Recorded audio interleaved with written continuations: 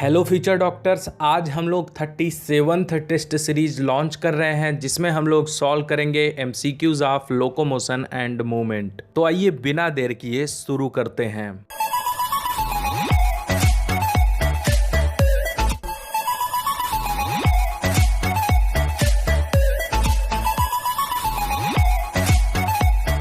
Hello everyone, आप देख रहे हैं स्वर्णिम बायोलॉजी क्लासेस और मैं Shubham Tiwari. Question number 1, generally which type of movement is absent in cells of human body. मनुष्य के शरीर की कोशिकाओं में साधारणतः कौन से प्रकार की गति अनुपस्थित होती है?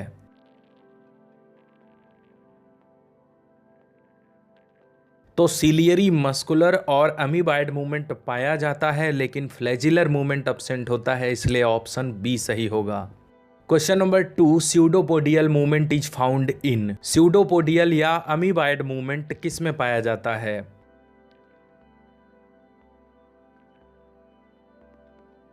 तो दो प्रकार की कोशिकाएं हैं, मैक्रोफेजेस और ल्यूकोसाइट्स, जिसमें स्यूडोपोडियल या अमीबाइड मूवमेंट पाया जाता है, इसलिए ऑप्शन डी सही होगा। Question number 3, choose the odd one. इसमें से कौन सा एक अन्य से भिन्न है?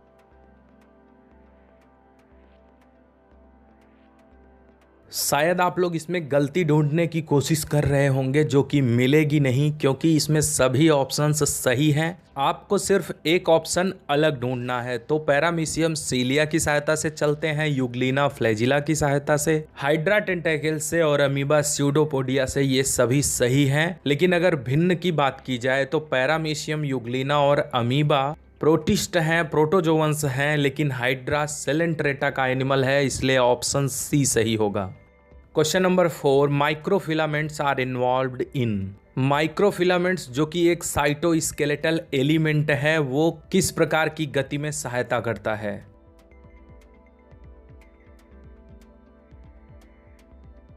ऑप्शन डी, अमीबाइड मूवमेंट में। Question number 5, ciliary movement is found in. Ciliary movement यानी सीलिया की सहायता से गति कहां पर होती है?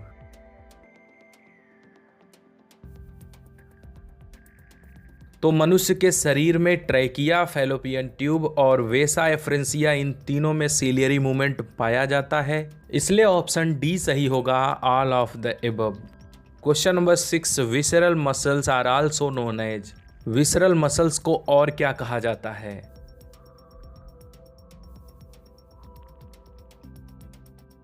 तो विसरल मसल्स स्मूथ होती हैं, चिकनी होती हैं, नॉन स्ट्रिएटेड मतलब उस पर कोई पट्टी नहीं होती, लाइनिंग नहीं होती, और वो इनवॉलेंट्री होती हैं, मतलब स्वतः कार्य करती हैं, हमारी इच्छा से नहीं, इसलिए ऑप्शन डी सही होगा, ऑल ऑफ द एबव।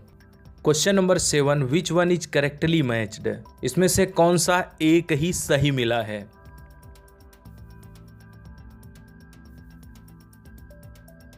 तो जो स्मूथ मसल्स हैं वो नॉन स्ट्रिएटेड होती हैं, इसलिए ऑप्शन ए गलत हो गया, और नॉन स्ट्रिएटेड मसल्स इनवॉलेंट्री होती हैं, इसलिए ऑप्शन बी भी गलत है, और जो कार्डियक मसल्स हैं वो इनवॉलेंट्री तो होती ही हैं, साथ ही साथ स्ट्रिएटेड भी होती हैं, तो इसलिए ऑप्शन डी भी गलत हो गया, बचा option C. Question number 8, the skeletal muscles are attached to the bones by. Skeletal muscles हड्डियों से किसकी सहायता से जुड़ती हैं?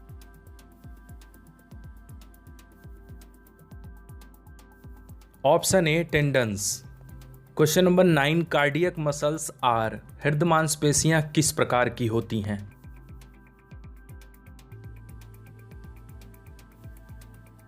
तो पिछले क्वेश्चन में हमने आपको बताया हृदय मांसपेशियां स्ट्रिएटेड और इनवॉलेंट्री होती हैं, इसलिए ऑप्शन बी सही होगा। Question number 10, which provides stored energy for muscle contraction. मांसपेशियों के संकुचित होने के लिए इसमें से कौन सा संचित ऊर्जा प्रदान करता है?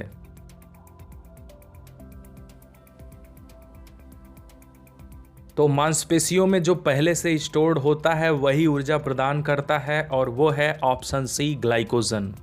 Question number 11, which mineral is most abundant in muscles. इसमें से कौन सा खनिज मांसपेशियों में सबसे अधिक मात्रा में होता है?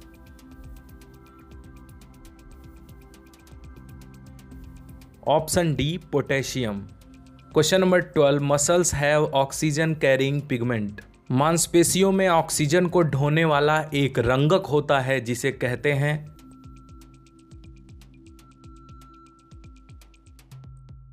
Option B myoglobin.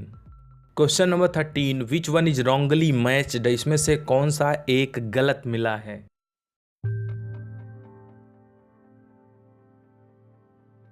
तो सुपीरियर वेन कावा में कार्डियक मसल्स होती हैं, सही है। टंग में स्केलेटल मसल्स होती हैं, सही है। स्टमक में विसरल मसल्स होती हैं, ये भी सही है। लेकिन फेरिंग्स में स्मूथ मसल्स नहीं बल्कि स्केलेटल मसल्स होती हैं, इसलिए ऑप्शन डी सही होगा।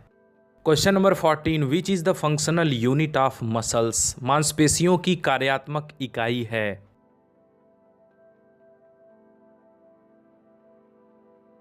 तो सार्कोमियर को मांसपेशियों की कार्यात्मक इकाई कहा जाता है, इसलिए ऑप्शन सी सही होगा। Question number 15, sarcoplasmic reticulum of the muscle fibre is the store house of, मांसपेशियों में जो इंडोप्लाज्मिक रेटिकुलम होता है उसे सार्कोप्लाज्मिक रेटिकुलम कहते हैं, और वो किसको संचित करता है?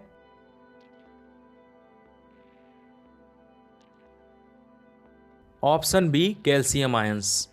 Question number 16, the dark band of muscle fibres contains, muscle fibres के डार्क बैंड्स जिन्हें ए बैंड्स भी कहा जाता है उसमें कौन से प्रोटीन्स होते हैं?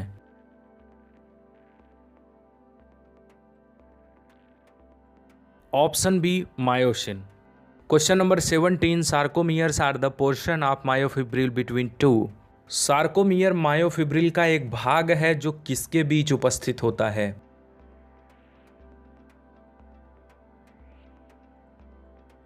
ऑप्शन ए, दो जेड लाइंस के बीच में।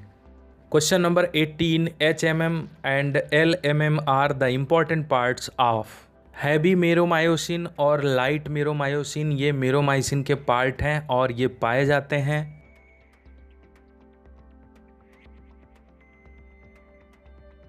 ऑप्शन बी मायोसिन में। Question number 19, red muscle fibres are rich in, लाल मसल फाइबर में सबसे ज्यादा क्या होता है?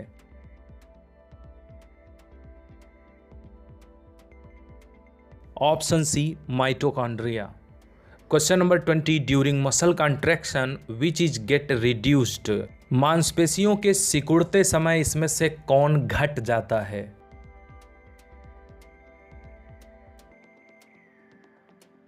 Option D I band and H zone. Question number 21, which one is not a connective tissue, इसमें से कौन सा एक संयोजी ऊतक नहीं है?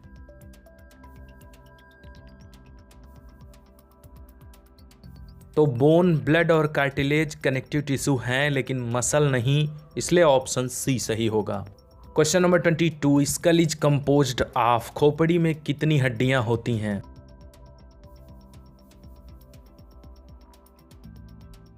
तो आपको बता दें कुछ बुक्स में हार्ड बोन और ईयर ऑसिकल्स को जोड़ करके 28 या 29 बोन्स भी लिखा गया है, लेकिन हम लोग अकॉर्डिंग टू NCERT पढ़ेंगे और उसके अकॉर्डिंग ऑप्शन सी सही होगा, 22 bones. Question number 23, the only movable bone in the skull is, खोपड़ी में एक ऐसी हड्डी जो मूव कर सकती है, गति कर सकती है, वो है?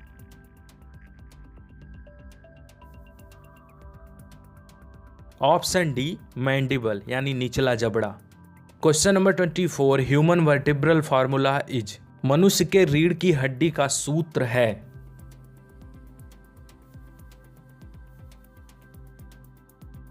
तो मनुष्य के वर्टिब्रल कॉलम में 7 cervical bone, 12 thoracic bone, 5 lumbar bone, 5 sacral और 4 कॉक्सिजियल बोन्स होती हैं, जिसमें से 5 सैक्रल बोन्स जुड़ करके एक बोन और 4 कॉक्सिजियल बोन जुड़ करके एक बोन बना लेती हैं। तो इसलिए ऑप्शन सी सही होगा, C7 T12 L5 S5 CD4।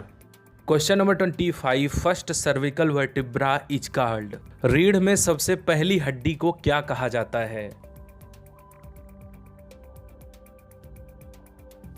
तो ऑप्शन बी सही होगा, atlas. Question number 26, floating ribs are, इनमें से कौन सा जोड़ा फ्लोटिंग रिब्स है? फ्लोटिंग रिब्स का मतलब ऐसी रिब्स जो स्टर्नम से जुड़ी नहीं होती और ऐसे ही तैरती रहती हैं।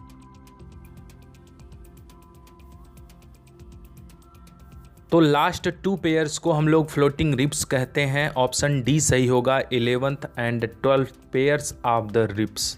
Question number 27, what is true about ribs, इसमें से पसलियों के लिए क्या सही है?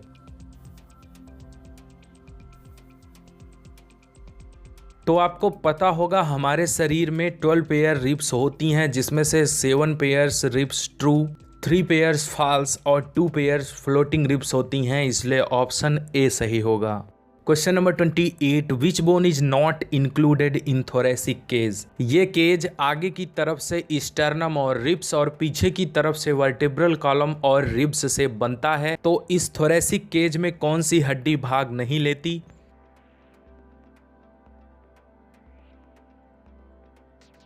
Option C, clavicles. Question number 29, pelvic girdle doesn't consist of. जो हमारी हिप बोन है, जो हमें बैठने में सहायता करती है, उसे ही पेल्विक गर्डल कहते हैं, और इसमें से कौन पेल्विक गर्डल नहीं बनाता?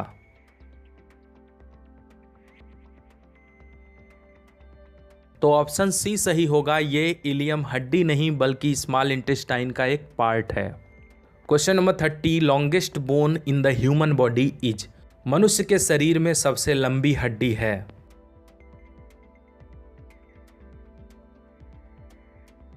तो मनुष्य के शरीर में जांघ की हड्डी सबसे लंबी होती है, option D, femur. Question number 31, the joints of skull are. खोपड़ी में जो जोड़ होता है उसे कहते हैं।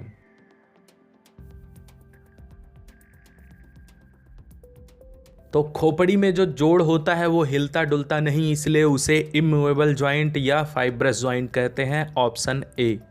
Question number 32, 2 vertebrae are joined together by. 2 रीढ़ की हड्डियां एक दूसरे से किसकी सहायता से जुड़ती हैं?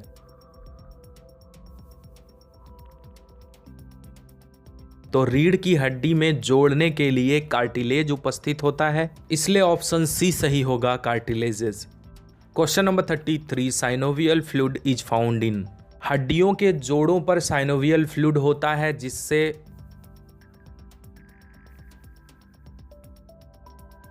उन्हें मुड़ने में सहायता मिलती है, और ये पाया जाता है, option D, freely movable joints में।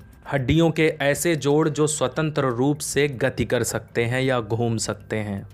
Question number 34, hinge joint is present in our body between. हमारे शरीर में कब्जा संधि किसके किसके बीच उपस्थित होती है? कब्जा संधि मतलब आप समझते होंगे, जिस तरह दरवाजा केवल एक तरफ खुलता है, उसी तरह हमारे शरीर में कुछ जोड़ हैं जो एक तरफ तो घूम सकते हैं लेकिन दूसरी तरफ नहीं, जैसे कि एल्बो और नी। तो यहाँ पर ऑप्शन बी सही होगा, फीमर एंड टिबियोफिबुला।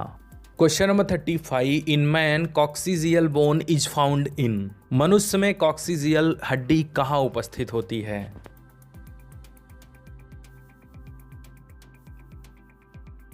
तो हमारे शरीर की जो लास्ट बोन है उसे ही कॉक्सिक्स या कॉक्सिजियल बोन कहते हैं, इसलिए ऑप्शन बी सही होगा, ये वर्टिब्री में पाया जाता है। Question number 36, the shoulder and hip are. Shoulder and hip यानी पेक्टोरल एंड पेल्विक गर्डल में किस प्रकार के जॉइंट्स पाए जाते हैं?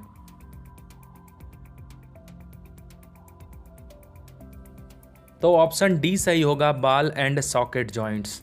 Question number 37, an example of biaxial joint is. Biaxial joint का एक उदाहरण है।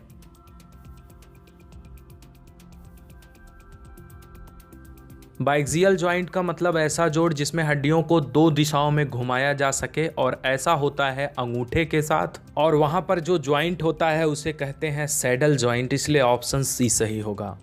Question number 38, which of the following is related with muscle contraction. इसमें से कौन सा एक चक्र मांसपेशियों के संकुचित होने से संबंधित है?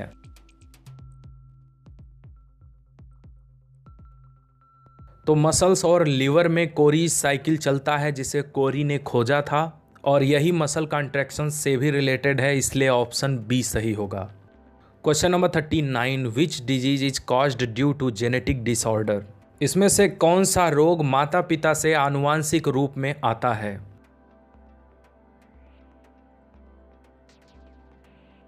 ऑप्शन डी, मस्कुलर डिस्ट्रोफी, जिसमें स्केलेटल मांसपेशियां धीरे धीरे गलना शुरू हो जाती हैं। Question number 40, myoglobin is found in. Myoglobin कहाँ उपस्थित होता है?